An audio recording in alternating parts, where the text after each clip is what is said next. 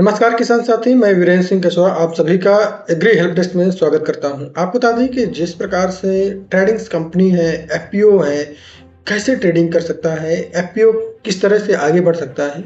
जो इस समय जो स्थिति है हमारे इस पूरे देश में, एफपीओ जो नए बने हुए हैं, उनके पास इक्विटी न होने की वजह से वह ट्रेडिंग पर नहीं उतर पा रहे हैं। तो आज हम समझेंगे कि कमोडिटी ट्रेडिंग्स क्या है, एग्रीकल्चर कमोडिटी क्या है, एग्रीकल्चर कमोडिटी ट्रेडिंग्स किस प्रकार से करते हैं। तो आज हम सबसे पहले बात करेंगे कमोडिटी क्या है, फिर द कमोडिटी मार्केटिंग क्या है, जो कमोडिटी हमारी उसकी मार्केट किस तरह से करते हैं, कमोडिटी के प्रकार क्या हैं, जो हमारे कमोडिटी है उसके कितने प्रकार के होते हैं, भारत में ट्रेड किए गए कमोडिटी के प्रकार, multi commodity exchange of India MCX जिसे बोलते हैं, ये क्या होता है, भारत में कमोडिटी ट्रेडिंग्स किस तरह से की जाती है, इसके विषय में जानेंगे। तो पहले हम शुरू करते हैं कि कमोडिटी क्या है। कमोडिटी मानकीकृत संसाधन या कच्चे माल हैं जिनके उपयोग परिष्कृत वस्तुओं के निर्माण के लिए किया जाता है।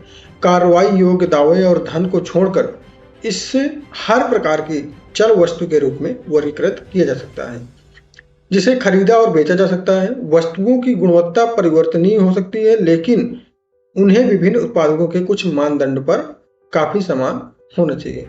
जैसे हमारे किसान साथी फसल उगाते हैं, गेहूं हो, मसूर हो, चना हो, मक्का हो, सरसों हो आदि, ये सारी चीजें कमोडिटी पर आ जाती हैं। बाजार में दो प्रकार की वस्तुएं होती हैं, यानी ठोस वस्तु और नरम वस्तु। ठोस वस्तुओं का इस्तेमाल अक्सर अन्य वस्तुओं को बनाने और सेवाएं प्रदान करने के लिए उत्पादक सामग्री के रूप में किया जाता है, जबकि मुख्य रूप से प्रारंभिक उपभोग के लिए नरम वस्तुओं का इस्तेमाल किया जाता है।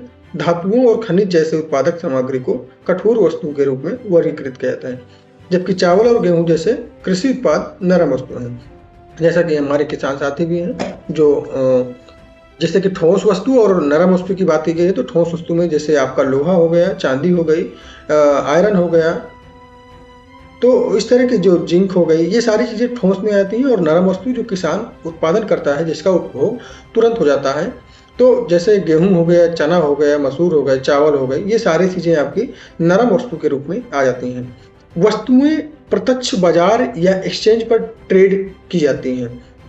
व्यापार करने के लिए एक्सचेंज द्वारा निर्धारित न्यूनतम मानकों को वस्तुओं को पूरा करने होगा। व्यापारी या तो प्रत्यक्ष बाजार पर या यौगिक जैसे विकल्प या भावी सौदे के माध्यम से इन वस्तुओं को खरीद सकते हैं।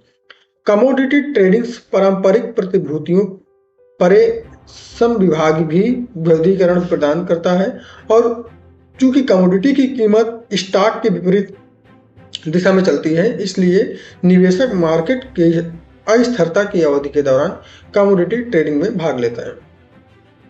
ये तो बात आपकी हो गई कमोडिटी किसे कहते हैं। अब बात करेंगे द कमोडिटी मार्केट क्या है।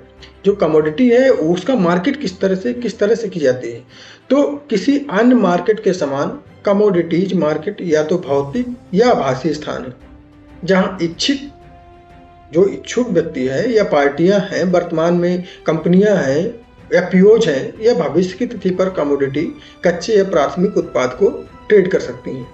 मूल आपूर्ति और मांग के आर्थिक सिद्धांतों द्वारा निर्धारित किया जाता है। यानी मार्केट एक तो आपका भौतिक जो हो सकता है, या आभासी, या ऑनलाइन हो सकता है, या कहीं पर मार्केट हो सकता है, उसको हम कमोडिटी मार्केट बोलते हैं। जैसे एक स्थान पर अगर मार्केट की जो पार्टियां हैं वो अलग अलग आकर के यहाँ पर मार्केट में आती हैं, और अपना जो उनका डिमांड है अगर उनको मिलता है तो उस पर डील की जाती है। दूसरा, हम ऑनलाइन के माध्यम से जो आभासी रूप में हम देखते हैं, ऑनलाइन में हम एक ट्रेड डालते हैं, जो अपना हमारा कमोडिटी मार्केट का जो मार्केटिंग प्लेटफॉर्म है उस पर हम कि हमारे पास ये चीज़ें हैं, और हमारे किसान साथी डालते हैं उसमें, और इसके बाद जो कंपनियां या पार्टियां उसको लेना चाहती हैं तो उसे वहां से डील करती हैं। दूसरा, कमोडिटी के प्रकार क्या हैं। 100 से अधिक कमोडिटी के विश्वव्यापी 50 प्रमुख कमोडिटी बाजार हैं। व्यापारी 4 प्रमुख वस्तुओं की श्रेणियों में व्यापार कर सकते हैं। यानी जो विश्व की अगर बात की जाए तो 100 से अधिक कमोडिटी विश्वव्यापी या 50 प्रमुख कमोडिटी बाजार हैं, और लेकिन जो व्यापारी हैं उसे 4 प्रमुख वस्तुओं की श्रेणी में बांट करके व्यापार करते हैं। पहला है धातु। धातु यानी आयरन, कॉपर, एल्यूमिनियम और निकल जैसे विभिन्न प्रकार की धातुएं हैं जिनका उपयोग निर्माण और उत्पादन में किया जाता है। सोने, चांदी, प्लेटिनियम जैसी कीमती धातु के साथ साथ बाजार में व्यापार के लिए उपलब्ध होती हैं। जैसा कि पहले भी बता चुके हैं कि जो ठोस वस्तुएं हैं वो इसमें से आ जाती हैं धातु में, और ऐसी चीज़ें जो किसान साथी हमारे खेतों में या अन्य जगहों में उत्पादन होता है उनके, या वहाँ से निकलती हैं, तो उनको सोने, चांदी ये आदि सब चीज़ें धातु में आती हैं और ठोस चीज़ें होती हैं। दूसरा है ऊर्जा या वस्तुएं। घरों और उद्योगों में इस्तेमाल की जाने वाली ऊर्जा वस्तुएं बहुतायत में ट्रेड की जाती हैं। ये प्राकृतिक गैस और तेल, अन्य ऊर्जा वस्तुओं से जो व्यापार, यूरेनियम, इथेनॉल, कोयला और बिजली है। ऊर्जा वस्तुएं जो बाजार में सबसे ज़्यादा इसकी ट्रेड होती है, इसकी मांग होती है, क्योंकि इनके माध्यम से कई चीज़ों का उत्पादन किया जाता है।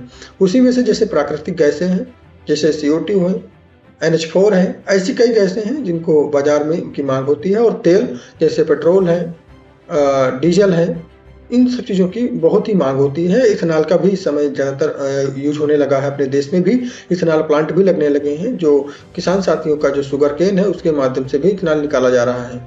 कोयला है आदि ये ऊर्जा स्रोत हो जाते हैं, यानी ऊर्जा वस्तुएं हो जाती हैं।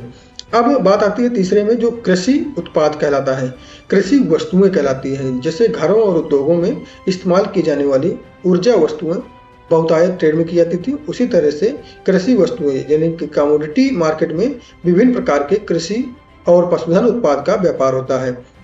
उदाहरण के लिए अगर बात करते हैं हम, तो चीनी, कोको, कॉटन, मसाले, अनाज, तिलहन, दालें, अंडे, फीडर, कैटल व और भी बहुत कुछ जो किसान साथी हमारे उत्पादन करते हैं और उनका जीवन में उपयोग करते हैं। इसी तरह से आप जैसे चीनी की बात कर लिए तो शुगर केन, कोको की बात कर ली जाए, कॉटन की बात कर ली है तो आपका कपास, मसाले की बात की जाए तो हल्दी है,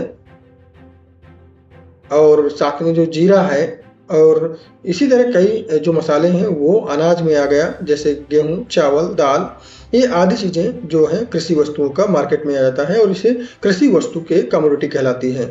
अब जो लास्ट है वो है पर्यावरणीय वस्तुएं। इस समूह में नवीनीकरण ऊर्जा यानी कार्बन उत्सर्जन और सफेद प्रमाण पत्र शामिल है। सफेद प्रमाण पत्र जो है कि ये पर्यावरण को हमारे शुद्ध करता है। जैसे वैश्विक रूप से सबसे जो व्यापारिक वस्तुओं में सोना, चांदी और कच्चा तेल, ब्रेंट ऑयल, प्राकृतिक गैस, सोयाबीन, कपास, गेहूं, मक्का और कॉफी सम्मिलित हैं, जो पर्यावरणीय वस्तु के रूप में इसको किया जाता है। अब जो मुख्य बात है कि भारत में ट्रेड किए गए कमोडिटी के प्रकार कैसे हैं। Multi commodity exchange of India, MCX, एक जो multi commodity exchange of India का एक मार्केट प्लेटफॉर्म है, जहां पर हम मार्केट ट्रेड करते हैं और वहां से ट्रेडर्स और बायर सेलर दोनों ही मिलते हैं। जैसे कृषि वस्तुओं में इसमें जो सबसे बड़ी बात है, MCX में किस तरह से ट्रेड होता है और किन किन चीज़ों का ट्रेड होता है, इसके विषय में भी हम आगे जानकारी देते हैं। कृषि वस्तुएं जैसे काली मिर्च, कैस्टर बीज, कच्चा पाम ऑयल, जो कच्चा पाम ऑयल आ रहा है इस समय, इलायची है, कपास है, मेंथा है, ऑयल है, रबर है, पॉमोलिन, ये कृषि वस्तुओं को इसमें रखा गया है। दूसरा है ऊर्जा, नेचुरल गैस यानी कच्चा तेल, और बेस मेटल्स जैसे पीतल है, एल्यूमिनियम है, लेड है, कॉपर है, जिंक है, निकल है, बहुमूल धातु जैसे सोना और चांदी है। भारत में ट्रेड किए गए कमोडिटी के प्रकार नेशनल कमोडिटी और डेरिवेटिव एक्सचेंज, NCDEX जिसे बोलते हैं। NCDEX में इस समय हमारे कई FPO जो माल लगा रहे हैं NCDEX के साथ में, उसमें अच्छा दाम भी ले रहे हैं और किसानों को भी फायदा करा रहे हैं।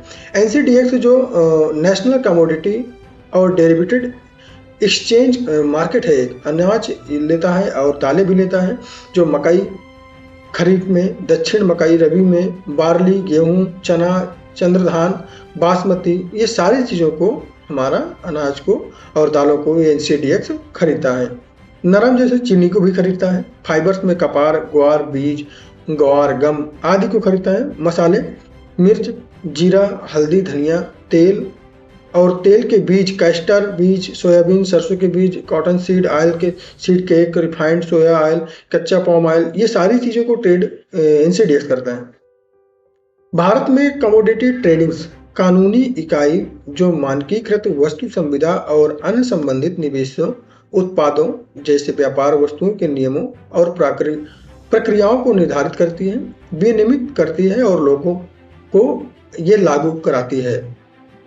वस्तुओं का आदान प्रदान करती है। यह एक संगठित बाजार है जहां विभिन्न वस्तुएं और यौगिक ट्रेड किए जाते हैं। भारत कोई भी 20 से प्लस एक्सचेंज पर जाकर के कमोडिटी ट्रेड कर सकता है, जो सिक्योरिटीज और एक्सचेंज बोर्ड ऑफ इंडिया की नियामक नजर के तहत इस ट्रेड का सुविधा प्रदान करता है। 2015 तक बाजार का विनिमय जो फॉरवर्ड मार्केट कमीशन द्वारा किया गया था, जो अंत में वाणिज्यिक निवेश के लिए एकीकृत नियामक वातावरण बनाने के लिए सेबी के साथ मिलाया गया था। कमोडिटी के में ट्रेडिंग शुरू करने के लिए आपको डीमैट अकाउंट, ट्रेडिंग अकाउंट और बैंक अकाउंट की आवश्यकता होगी। डीमैट अकाउंट आपके सभी ट्रेड और होल्डिंग के रक्षक के रूप में कार्य करेगा, लेकिन एक्सचेंज पर ऑर्डर देने के लिए आपको अभी भी अच्छे ब्रोकर के माध्यम से जाना होगा।